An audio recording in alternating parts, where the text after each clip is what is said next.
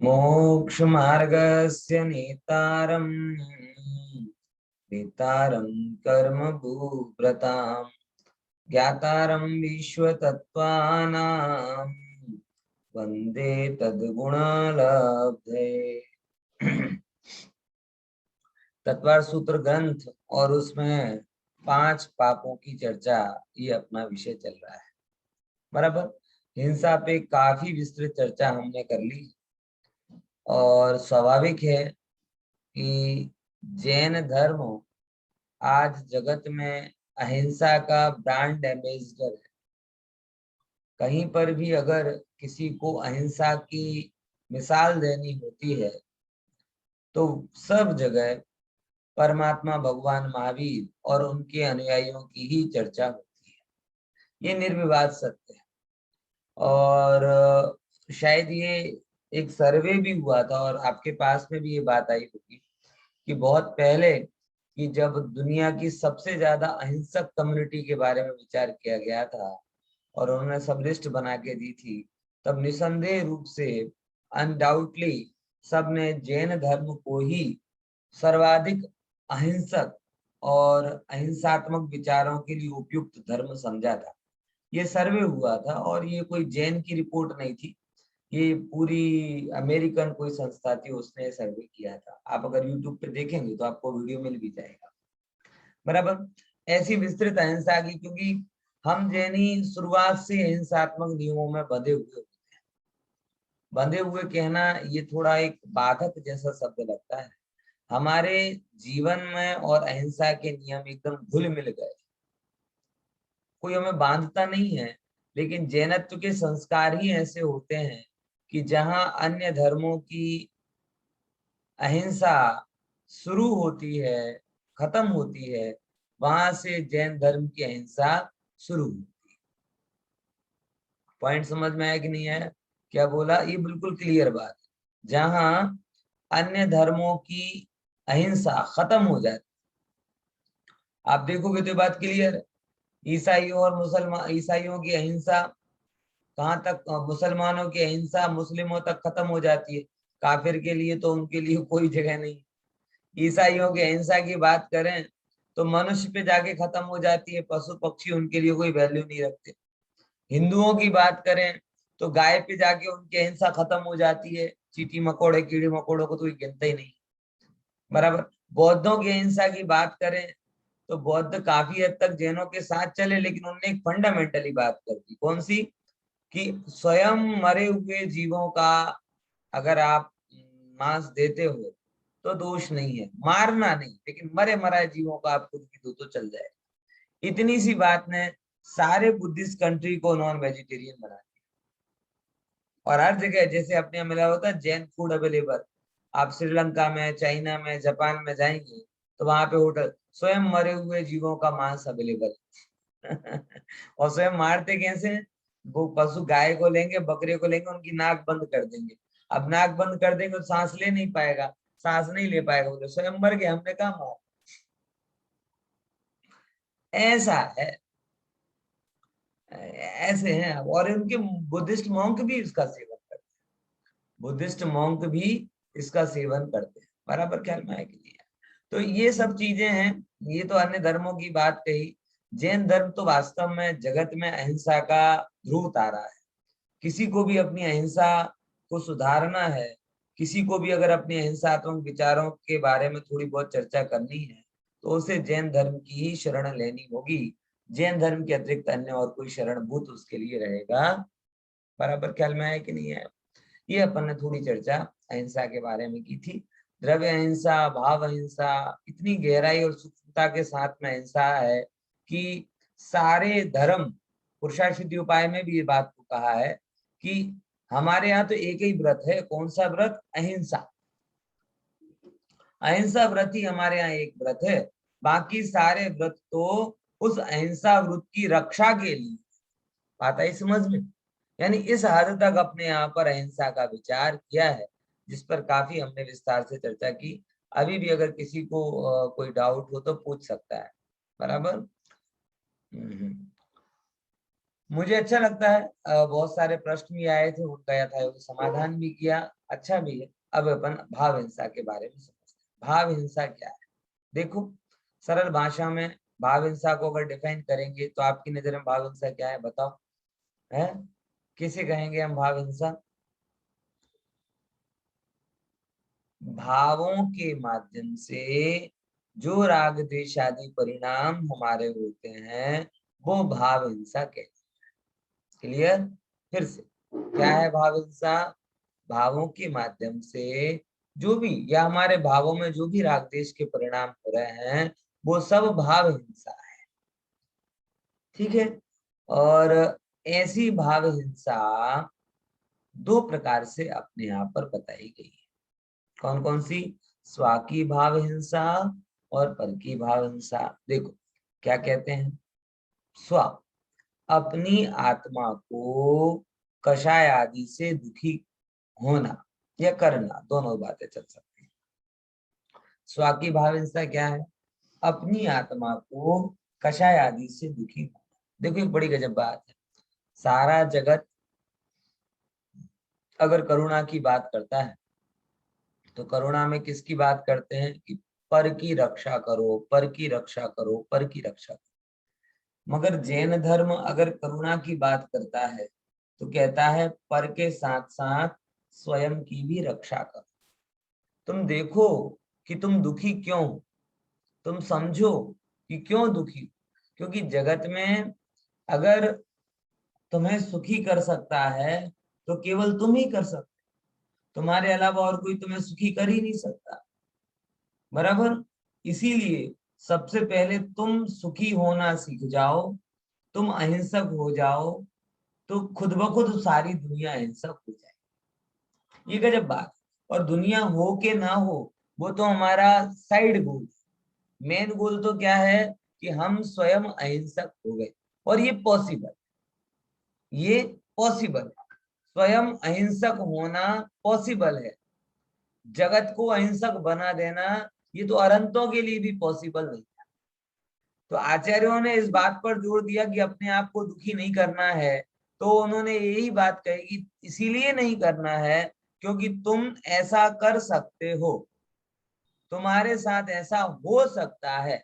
लेकिन अगर तुम इस रूप में नहीं करोगे, मात्र दूसरे दूसरे के हिसाब से काम करोगे, तो फिर उसमें आपका लाभ नहीं हो पाएगा।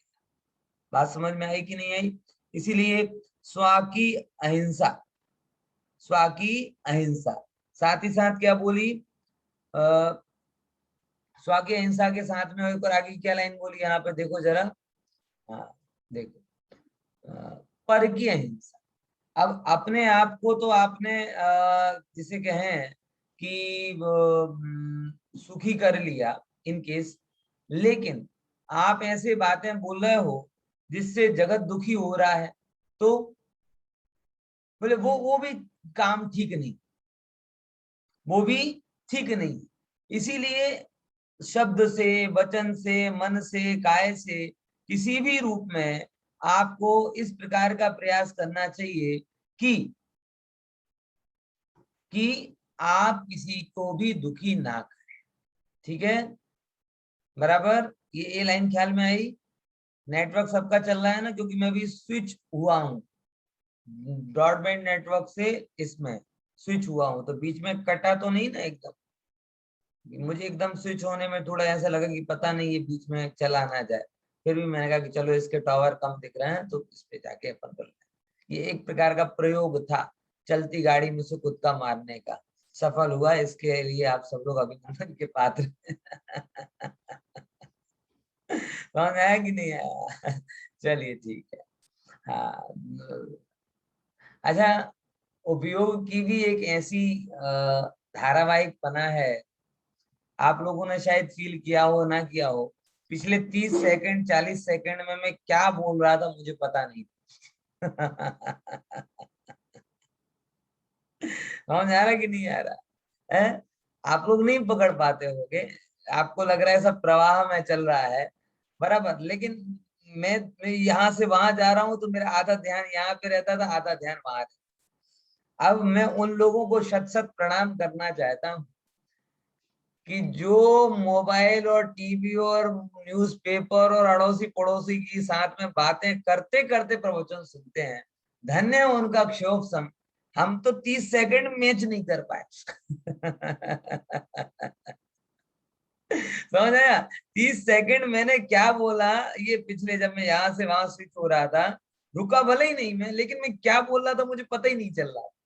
समझ में आ रहा कि नहीं आ रहा? वो लोग विषय, अब भाई हम अल्पज्ञ हैं, अल्प बुद्धि वाले हैं, दो काम नहीं कर पाते, लेकिन आप लोगों में से जरूर कुछ ऐसे महारथी महानुभाव होंगे जो दो दो नहीं 10-10 काम एक साथ कर लेते होंगे। उन सबको मेरा सत सत वंदन है, अभिनंदन है। आपकी क्षोभसम में ऐसे ही वृद्धि हो। हम तो अल्पज्ञ और अल्प क्षोभसम वाले ही अच्छे। समझ आया? चलिए अपन अपने विषय पर फिर से आते हैं। हाँ, तो ये भाव हिंसा की बात यहाँ पर अपनी हुई। अब इसके बाद में ये एक और चीज जो है जो विचारणीय थी, आ, वो ये है कि हिंसा संबंधी और भी कुछ बातें हैं। कौन कौन सी वो विचारणीय? देखो, बहुत अच्छी बातें कही है जो एकदम आप ध्यान से समझिएगा। हिंसा के संबंध में विचारने योग्य अन्य बातें कौन कौन सी, क्या क्या नाम है? तो एक सेम सेम आपको नाम लगेंगे, लेकिन थोड़ा थोड़ा अंतर है। सबसे पहले हिंसा, फिर हिंसक, फिर हिंसा, और हिंसा का फल। देखो अर्थ क्या है? अपन जिसकी हिंसा की जा रही है वह हिंस्य है। बराबर? जैसे एग्जाम्पल के तौर पर, अगर अपन बैठे हैं, अग्नि का एक जीवों का घात हो रहा, वायु का एक जीवों का घात हो रहा है, आपके पंखे से, इलेक्ट्रिसिटी से, तो वो क्या हो रहे हैं? हिंसा, मतलब जिसकी हिंसा की जा रही। फिर हिंसक, हिंसक कौन कहलाता है? कि जो हिंसा कर रहा है। बराबर? करने वाला, कर्ता। ये क्या हुआ? ऑब्जेक्ट, जिसकी की जा रही है हिंसा। और हिंसक मतलब जो कर रहा है हिंसा।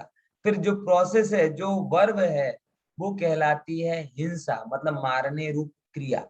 और फिर चौथे नंबर का काम है हिंसा का फल, कि कितने इंद्रिय जीवों की हिंसा का कितना फल लगेगा। ये एक थोड़ी विचारणीय बात है, कि मतलब बहुत सारे लोग ऐसा कहते हैं कि भाई एक जीव को मारो चाहे अनेक जीव को मारो, बात तो एक ही है ना? है? ठीक है ना ये बात? और ऐसा कुतर्क भी कर देते हैं कि भाई तुमने अगर मछली खा ली या मांस खा लिया, और तुमने क्या कहते हैं एक इंद्रिय वनस्पति खा ली, तो दोनों एक ही। तुमने भी एक जीव का घात किया, हमने भी एक जीव का घात किया है। ये लॉजिक बराबर है क्या? देखो इसके संदर्भ में एक घटना बताता हूँ, मेरे रियल जीवन की घटना है। मेरा एक मित्र है, जैन है। बराबर? और जैन तो है, लेकिन बहुत जैनत्व के संस्कार नहीं है उसके अंदर, इसीलिए आलू प्याज वगैरह भी खाता। अब उसका एक मित्र है, मुस्लिम मित्र। बराबर? अब वो एक दिन मुझको मेरे पास आया, बिल्कुल रोता हुआ चेहरा लेकर। बोले यार अभिषेक, तू तो पंडित है, मेरी एक समस्या का समाधान कर। बोले क्या? बोले मेरा एक मुसलमान मित्र है, उसके साथ मेरी थोड़ी चर्चा हुई, तो बात नॉन वेज की निकली। और नॉन वेज की निकली ना, तो मैंने उसको बोला कि नॉन वेज नहीं खाना चाहिए। तो उसने मेरे से बोला कि नॉन वेज नहीं खाना चाहिए, ठीक है, लेकिन तुम भी तो अनंत जीवों को खा रहे हो, हमने तो एक को खाया। बोले ये क्या मतलब? बोले कि तुम्हारे शास्त्र में लिखा है ना कि आलू में असंख्यात जीव होते, अनंत जीव होते। मुस्लिम कह रहा हूं, क्या कह रहा है? तुम्हारे शास्त्रों में लिखा है ना कि आलू में अनंत जीव होते हैं, और तुम आलू खाते हो, मतलब तुम अनंत जीवों का घात कर रहे हो। और मैं बकरा खा रहा हूँ या मछली खा रहा हूँ, जो भी मैं खा रहा हूँ, तो मैं एक जीव का घात कर रहा हूँ। तो बताओ कौन बड़ा पापी हुआ? अब वो उस समय निरुत्तर हो गया, और एकदम बिल्कुल मेरे पास आया और कहने लगा कि मुझे मालूम है मैं आलू खा के गलत करता हूँ, लेकिन क्या इतना गलत करता हूँ कि आलू खाए तो मांस भक्षण से ही बड़ा पाप होता है? मैं नहीं भैया, ऐसा नहीं है। बोले वो तो ऐसा कह रहा कि तुम अनंत जीवों को मारते हो, और हम तो एक ही को मार रहे हैं। मैंने उससे पूछो तुम किसके आधार पर बात कर रहे हो? तुम हमारे शास्त्रों के आधार पे बात कर रहे हैं कि उसके शास्त्रों के आधार पर बात कर रहे हैं। अगर हमारे शास्त्रों के आधार से बात चलती है तो आलू में अनंत जीव होते हैं, तो मांस में तो अनंत अनंत जीव। और अगर आप लॉजिकली बात कर रहे हो, यानी एक बात तो ये तय हो गई, समझे कि नहीं समझे। और अगर विज्ञान के दृष्टिकोण से बात करते हो तो विज्ञान में तो आलू तो सब्जी है और वो मांस तो मांस है, बराबर। अब उसमें भी समझना, लेकिन बात उसको तो मैंने समझा दिया और वो समझ भी गया कि ये दो अलग अलग चीजों को मिक्स करने के कारण वो एक बड़ा दोष अपने को लगता है। लेकिन शास्त्रों की समझो आप, हर एक जीव जीव में हिंसा में दोष अलग अलग होता है। किसी भी एक इंद्रिय जीव की वनस्पति का घात वो क्या कहते हैं, कम दोष वाला है, कम दोष वाला है। एक जीव का घात वो कम दोष वाला है, और द्विंद्रिय का करना उससे असंख्यात गुना दोष वाला। तीन इंद्रिय का घात हो उससे असंख्यात गुना दोष वाला, चार इंद्रिय का घात हो उससे असंख्यात गुना दोष, पंचेंद्रिय का घात हो उससे असंख्यात गुना दोष, और आत्मघात हो वो अनंत गुना दोष। मतलब एक एक प्रकार के जीव में जैसे जैसे इंद्रियां बढ़ती जाती हैं वैसे वैसे उसकी हिंसा का लगने वाला दोष भी बढ़ता है। अब बहुत सारे लोग बहुत अविवेक करते हैं, जिसको मुझे थोड़ा समझना, खासकर तिथि पर्वों का विवेक मैं बताना चाहूंगा कि अपन अष्टमी चौदस के दिन क्या नहीं खाते, क्या नहीं खाते खुशी बहन है, क्या नहीं खाते नितिन भाई? वेजिटेबल। वेजिटेबल की हरी वेजिटेबल, हरी वेजिटेबल ये हरा हम खाते हैं लेकिन ना ना कहने के मतलब मैं हो नहीं पाता, हो हाँ नहीं पाता। हाँ એટલે કહેવાનું મતલબ એ છે કે આપણી પરંપરા શું છે, વેજીટેબલ। अब વેજીટેબલ માં આપણા મનમાં શું, જે ગ્રીન રંગનું હોય નહીં ખાવું, તો અલ્ટરનેટ ક્યાંથી આવી ગયા, ગ્રીન નથી ખાવાનું તો ટામેટા ખાઈ લો, જામફળ ખાઈ લો, કેમ કે ગ્રીન ક્યાં હોય અને એ પણ પાકેલા, કેમ કે એક યલો હોય એક રેડ હોય, केला खाई लो ये येलो હોય। भाई रंग से कोई विरोध नहीं है, एक इंद्रिय जी। अब कुछ लोग उसमें ऐसा विवेक करते हैं, आप विचार करके दूधी है एक वनस्पति और टमाटर है असंख्यात वनस्पति। तो अगर आपको संयम पालन करना है और आप किसी कारण से, तो अल्टरनेट में टमाटर स्वीकार मत, एक बार आप दूधी खा लोगे तो कम दोष लगे, एक भी नहीं खाओगे तो श्रेष्ठ वस्तु है। लेकिन दूधी का अल्टरनेट जो आप टमाटर लेकर आ गए, उससे आपने हिंसा का परसेंटेज बढ़ा दिया। जामफल लेकर आ गए बहुबीज है, उससे आपने हिंसा का परसेंटेज बढ़ा दिया। पॉइंट समझ में आ रहा कि नहीं? आपके अगर कोई तकलीफ है, देखो ये कोई अनिवार्य नियम नहीं है कि आप नहीं ही खाओ, ये तो संयम पालन करने की बात है। लेकिन अल्टरनेट में आप ऐसी चीजें लेकर आ रहे हो कि जो और ज्यादा दोष वाली है, तो कम दोष वाली क्या बुद्धि। मेरे एक मित्र है, बोले यार आज तो अष्टमी का दिन है, आज तो क्या कहते हैं कुछ वो खा नहीं सकते, तो नाश्ते में तो आज ब्रेड पकौड़ा खाना पड़ेगा। आप बताओ, ब्रेड पकौड़ा जो कभी नहीं खाने वाली चीज है, वो तो अभी खा रहा। ठीक है, नियमों को हम बड़ी भावना को हटा देते, उस नियमों की आत्मा को नहीं समझते कि क्यों बोला। एक इंद्रिय जीव का भी घात ना हो, इस पॉइंट ऑफ व्यू से ये बात कही गई है कि हम हरी वनस्पति भी नहीं खाएंगे। लेकिन आप एक इंद्रिय एक जीव की बजाय अनेक तरस जीव ले आते हैं, एक जीव के घात के बजाय असंख्यात वाले ऑप्शन लेकर आ जाते हैं, तो ये आपका अवैज्ञानिक सिलेक्शन, जैन धर्म की आत्मा के विरुद्ध सिलेक्शन। आप मेहरबानी करके अष्टमी चौदस को कलर से मत जोड़िए, हरी नहीं, हरी शब्द ही कंफ्यूज कर दिया है, हरी शब्द नहीं कंफ्यूजन कर दिया है। मान के चलो हम वो हरे रंग को पाकिस्तान का समझ के उस दिन छोड़ दिया कि नहीं आज पाकिस्तानी रंग नहीं खाना, और बाकी जो भगवा है, जो लाल है, जो पीला है, अरे भाई कोई हिंदुस्तान पाकिस्तान वाली बात थोड़ी चल रही है, ये तो जीव अहिंसा और हिंसा की बात चल रही।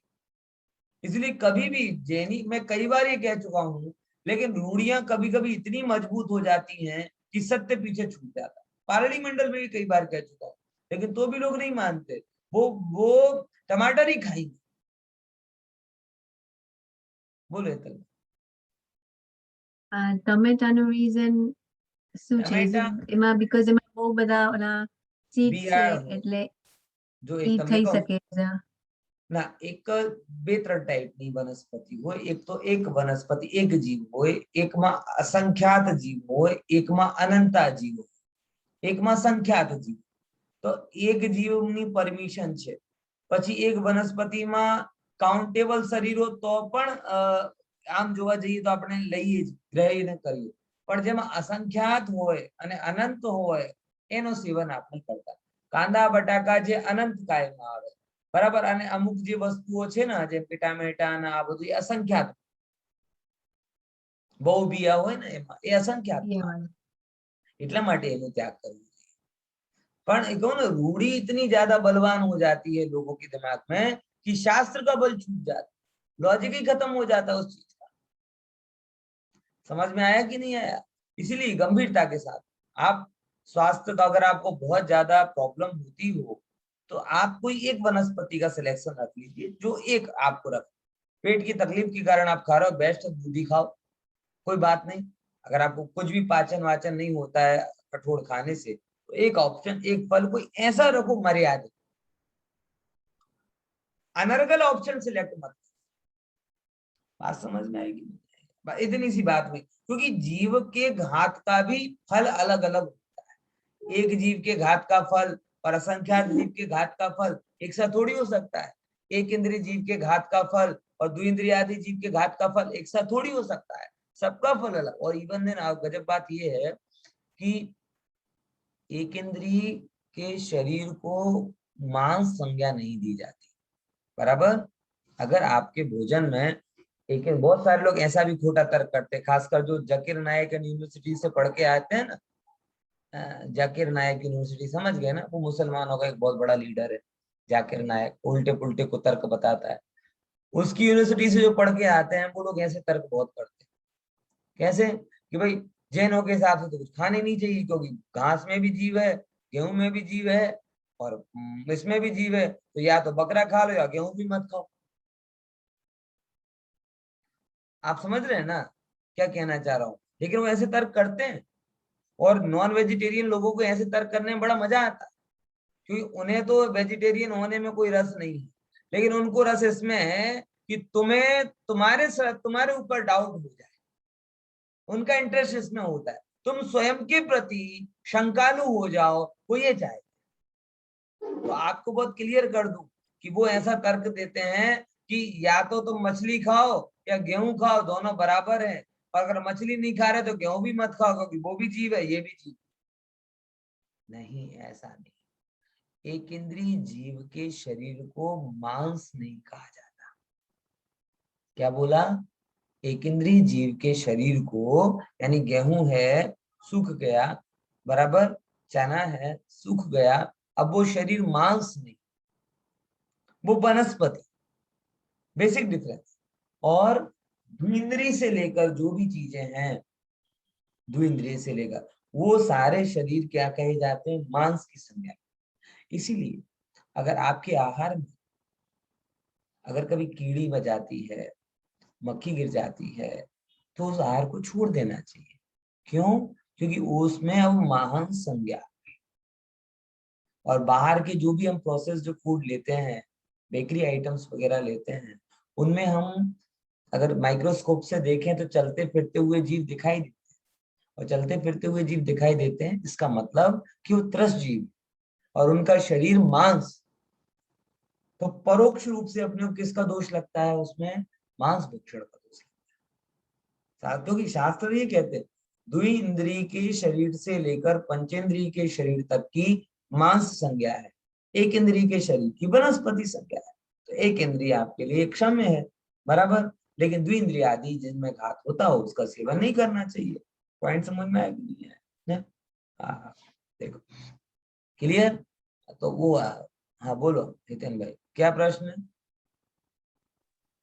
આપ તો એક ઇન્દ્રિય બે ઇન્દ્રિય લાગે છે પણ સાથે કસાયની તીવ્રતા પણ એટલી જ સવાલ જ વધે નથી ને કશાયની તીવ્રતાને લઈને જ પાપ થાય કે એક તો તમને હાલતો ચાલતો જીવ દેખાતો હોય તો તમે એને મારવાનો ભાવ થાય तो कषाय की तीव्रता तो छे तो सजाए मौत तालिबानी भी देते हैं और एक सभ्य कंट्री में भी सजाए मौत मिलती है, लेकिन तालिबानी देंगे तो कैसे? सड़क पर ले जाओ, आधा जमीन में गड़ा दो, फिर पत्थर मारो। और अगर एक सिविलाइज कंट्री की बात करें तो अगर मौत की सजा भी होगी तो बोले चुपचाप अंधेरे कमरे में एक इंजेक्शन दे दो अथवा फांसी पे लटका दो। मतलब दोनों ने मृत्यु की सजा दी, लेकिन एक में कषाय की कितनी तीव्रता कि तड़पा तड़पा के मार, और एक में ठीक एक व्यवस्था के रूप में कर। यही बात है कि जो जीव प्रत्यक्ष तुम्हें चलते फिरते दिखाई दे रहे हैं, जिनके प्रति गजब है बकरीद वगैरह में जिस बकरे को वो बलि चढ़ाते हैं, वो साथ में रहता है, खेलता है, कूदता है, तो जिसको तुमने खेला कूदा खिलाया पिलाया उसी को हलाल कर दिया। ये कितनी क्रूरता की बात है। तो बिना कषाय की क्रूरता के तो ये होता ही नहीं है।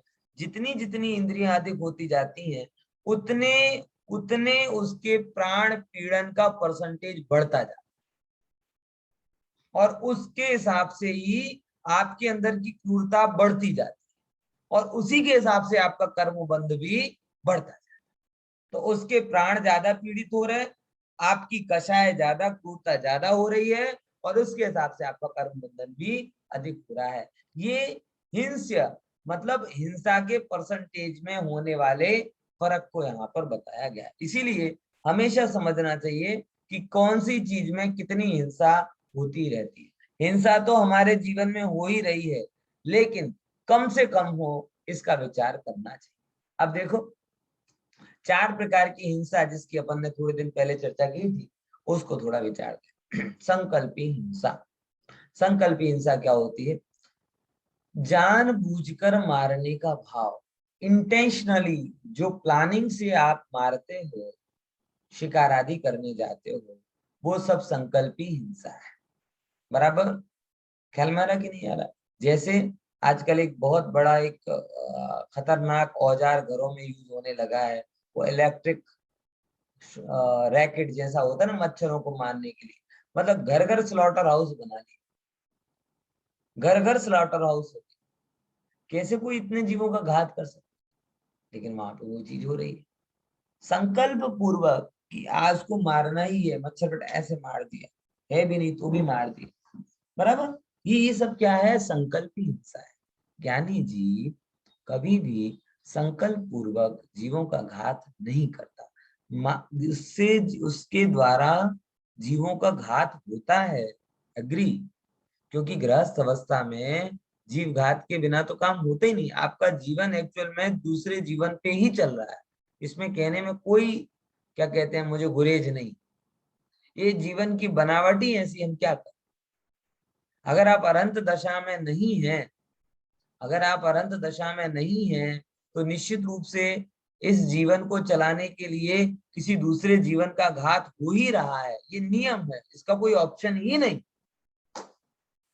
तो बस ये बात जब मैंने विचार करी तो मेरे मन में एक चीज आती है कि अगर ये जीवन किसी दूसरे के जीवन की शर्त पर ही चल रहा है तो क्यों ना ऐसा जीवन जिया जाए कि जीकर कम से कम अन्य जीवों का भला। एक स्वाभाविक सी बात है कि जब शर्त ही ये है कि दूसरे जीवों के किसी ना किसी रूप में घात होगा तभी आपका जीवन चलेगा, तो फिर कम से कम ये जीवन जब इतनी कीमत पर मिल रहा है तो इसका सदुपयोग भी होना चाहिए कि कम से कम ऐसे तो जिए कि उन विचारों की आत्मा जो आपको जीवन देने के लिए मर गई, वो जीव जो आपको जीवन देने के लिए वो संतुष्ट हो कि चलो भैया हमने अपना बलिदान दिया तो कम से कम इसने ढंग से तो दिया। आई बात की नहीं? यही समझते हैं जैसे अपन करते हैं ना कि जब देश के बारे में जरा उन शहीदों को याद करो जिन्होंने अपनी कुर्बानी दे दी। खुशी बहन देशभक्ति उमड़ रही है मेरी। समझ आया? तो क्या कहते हैं कि जरा उन शहीदों को याद करो, जरा याद करो कुर्बानी, ऐसे जियो कि वो स्वर्ग से तुम्हें देखें तो गदगद हो जाएं। बराबर ऐसी अपन बातें करते हैं ना देशभक्ति के आवेग में। ऐसे ही थोड़ा सा धर्म भक्ति भी कर लो कि ऐसे जियो कि जो बेचारे एक इंद्रिय दो इंद्रिय जिनके घात से आपका जीवन चला, अगर उनकी आत्मा विचार करने योग्य हो तो कम से कम उन्हें ये बात का संतोष हो कि चलो ये जो जीवन मेरे जीवन की शर्त पर चला था इसने कुछ ऐसा जीवन जिया कि मेरे जैसे अनेकों जीवों की रक्षा। ऐसा अंदर में एक वो होना चाहिए। आप इस जीवन की कम कीमत समझो, कहना ये चाह रहा हूँ। ये ऐसे नहीं है। आजकल हर चीज को लोग पैसे से समझ लेते हैं। पैसा दे दिया, पैसा, अरे भाई पैसा दे दिया, लेकिन किसी का जीवन थोड़ी तुम दे सकते। इसलिए उसको थोड़ी गंभीरता से समझिएगा और बने वहां तक सात्विकता वृत्ति का प्रयोग करने का प्रयास कीजिएगा। आप नहीं करोगे तो भविष्य करवा देगा। ग्लोबल वार्मिंग इसके नाम पर, उसके नाम पे करवा देगा। इसीलिए शांति से आप इंटेंशनली किसी को भी मारने का भाव नहीं रखें। अब देखो क्या कहते हैं दूसरे नंबर पे, आरंभी हिंसा, गृह संबंधी कार्यों में होने वाली, बराबर, जो जो हिंसा होती है उसे आरंभी हिंसा कहते हैं। आरंभ मतलब पाप के परिणाम के द्वारा होने वाली हिंसा। थोड़ा जरा विचारते हैं। ये अशक्य है, अनअवॉइडेबल है, पॉसिबल ही नहीं है कि माताएं बहनें घर का काम करें और जीवों का घात ना हो। पॉसिबल है क्या? है? कितने भी बचाने का आप उपाय कर लो, हाँ, बड़ी हिंसा से आप बच सकते हैं, बराबर, सावधानी के द्वारा बहुत सारी हिंसा से बच सकते हैं, लेकिन सर्वथा नहीं बच सकते, बराबर। इसीलिए, और सच बताऊं ना, माता और बहनों को तो घर गृहस्थी के काम करते करते बड़ा वैराग्य हो ही जाना चाहिए। मैं एक बार की बात बताता हूँ हमेशा, जिससे मुझे बड़ा गहरा ये हुआ कि मैं सिलवानी से आया था 10-15 दिन के बाद। साक्षी भी नहीं थी, मैं भी आया, तो बैठे थे, काम 15-20 दिन में थोड़ा अस्त व्यस्त हो जाता है, तो घर को ठीक कर रहे थे, सब चीजें देख रहे थे, तो एक पौवा की तरफ ध्यान गया। पौवा का डिब्बा पड़ा हुआ था, देखते देखते उसके अंदर कितनी सारे जीव रुक गए, इतने छोटे छोटे दिख ही नहीं रहे थे। अब मैंने कहा माता बहनें रोज देखती हैं कि जरा सा ध्यान नहीं दिया तो यहाँ जीव हो गए, जरा सा ध्यान नहीं दिया तो यहाँ मकड़ी हो गई। आप सोचो, जब हम, मतलब प्रेशर नहीं है, लेकिन आप समझो तो, जब हम बाहर कोई पदार्थ होटल में या अन्य अन्य कई जगह पे जब अपन सेवन करते हैं, तो क्या उन जीवों का वो लोगों की जिम्मेदारी है कि वो इतना ध्यान रखते होंगे? सोचो जरा थोड़ा सा। अनिवार्य कारणों से जाना पड़े, अपरिहार्य कारणों से जाना पड़े तो बात अलग है, उसको अभी हम समझते हैं।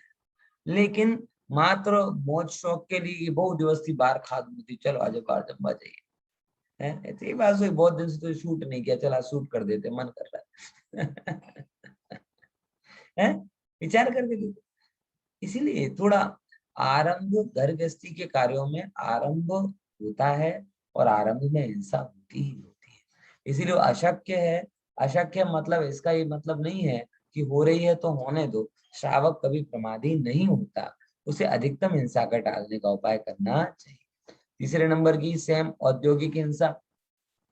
व्यापार संबंधी कार्यों में, अगर व्यापार आप करोगे, किराने की दुकान है, कपड़े की दुकान है, कोई भी दुकान हो, किसी भी प्रकार की आजीविका हो, उसको करने में अमुक प्रकार की हिंसा तो होती ही होती है। अब यही समस्या है, आजीविका करने का भाव है तो हिंसा होगी होगी। अब क्या करें? अब ये करना भैया कि एक इंद्री का घात हो रहा है तो एक ही का रहने देना, दो इंद्री ना हो, इसका विचार करें। मतलब जो अनिवार्य है, जिसका कोई अल्टरनेट नहीं है, उसके अलावा बाकी सर्व हिंसा का हमें त्यागी हो जाना चाहिए। ये एक बुनियादी बात यहाँ पे कही जा सकती है। ठीक है, इसमें कोई दिक्कत, औद्योगिक मतलब इंडस्ट्रियल, आपके आजीविका के लिए जो हिंसा होती है। चौथे नंबर पर जिसके बारे में बात आती है, विरोधी हिंसा, देव, शास्त्र, गुरु, देश, राष्ट्र, परिवार आदि की रक्षा संबंधी, कि ऐसी परिस्थिति हो जाए जब आपके धर्मायतनों पर संकट आए, शास्त्रों पे संकट आए, जिन गुरुओं से आपने शिक्षा ली उनकी जान पे संकट आए, देश पर संकट आए, राष्ट्र पर संकट आए, आपके परिवार पर संकट आए, तो क्या करेगा ज्ञानी जीव? है ऐसे ही, ऐसा नहीं होगा कि वो अब भैया ठीक है, जिसको जो ले जाना हो सो ले जाए, जिसको जो मंदिर तोड़ना है सो तोड़ दे, परिवार के साथ जो करना है सो कर दे। ऐसा नहीं होगा। अगर वो ग्रस्त है तो उसे अनिच्छा पूर्वक, जो अगर उसका प्रतिकार करने का भाव आएगा तो करेगा करेगा करेगा करेगा, नहीं करना ही चाहिए। ऐसा बराबर समझ में आया कि नहीं आया? लेकिन वो होती कैसी है? अनिच्छा पूर्वक। अभिप्राय में उसका हिंसा करने का अभिप्राय, लेकिन अब मूर्खों के साथ में क्या करो, जो मरने मारने पर ही उतारू हूं उनके साथ में क्या करो, उन्हें शिक्षा नहीं दी जा सकती। ख्याल में आया कि नहीं है? अगर कोई कुत्ता आपको काटने आए तो आप उसको ये नहीं बोलोगे हे भव्य आत्मन तू क्यों मुझे काट रहा है, मैं तो प्रभु हूँ, तू भी मेरे जैसा प्रभु है, मुझे काट कर तुझे क्या मिलेगा। ये उपदेश नहीं होगा। अगर आप लकड़ी रहे है इतना कर दो काफी, ये नहीं कह रहे कि उसका सर फोड़ दो, लेकिन वो वही भाषा समझता है। पॉइंट समझ में आया? वो भव्य आत्मा नहीं समझती में, तो ये कहलाती है। इसमें आपको उसकी घात करने का अभिप्राय नहीं है, लेकिन आप सिर्फ उसको उसकी भाषा में समझा, समझे कि नहीं समझे? तो वो कहलाती कौन सी? हिंसा विरोधी। वो भी गलत है, लेकिन वो भी अनिच्छा पूर्वक होती है और हुए बिना रहती नहीं है। तो आचार्यों ने हमें ये बताया है कि 4 प्रकार की हिंसा में हमें 3 प्रकार की हिंसा को तो हम दूर नहीं कर पाते, लेकिन एक हिंसा जिसे अपन कहें संकल्पी हिंसा, उसका तो कंपलसरी त्याग हो ही जाना चाहिए। अब देखो जरा और विचारते हैं हिंसा संबंधी कुछ और बिंदु। देखो क्या कहते हैं, मुनिराज सावधानी पूर्वक चलते हैं तो जीव घात होने पर भी हिंसा नहीं है। अब देखो मुनिराज सावधानी से काम कर रहे हैं, चल रहे हैं ईर्ष्या समिति से, तो कोई जीव का घात नहीं भी हो भी रहा है तो भी हिंसा नहीं है। क्यों? क्योंकि प्रमाद परिणाम नहीं, वो तो देख के चल रहे हैं आराम से संभाल। अब कोई अचानक जीव जमीन से निकल कर सामने आ जाए तो दोष नहीं। श्रावक असावधानी पूर्वक कार्य करता है तो जीव घात ना हो तो भी हिंसा है। यानी हम बिना देखे टीवी देखते देखते खाना खा रहे हैं, एक भी जीव नहीं मरा, तो भी आचार्य कह रहे हैं कि तुम्हें सर्वथा हिंसा का पाप लगा। इसीलिए हिंसा से बचने के लिए प्रत्येक कार्य को सावधानी पूर्वक करना चाहिए, मतलब प्रमाद परिणाम नहीं रखना चाहिए, क्योंकि मूल कारण जीव घात नहीं है, मूल कारण जीव के प्रमाद परिणाम है। बराबर। और इसीलिए उपाय भी उसी का करना चाहिए कि हम प्रमाद परिणामों को छोड़ें। बाकी जीव की घात होना होगा नहीं होना होगा वो सेकेंडरी बात है। प्राइमरी बात यह है कि तुम और हम और सबको अपनी अपनी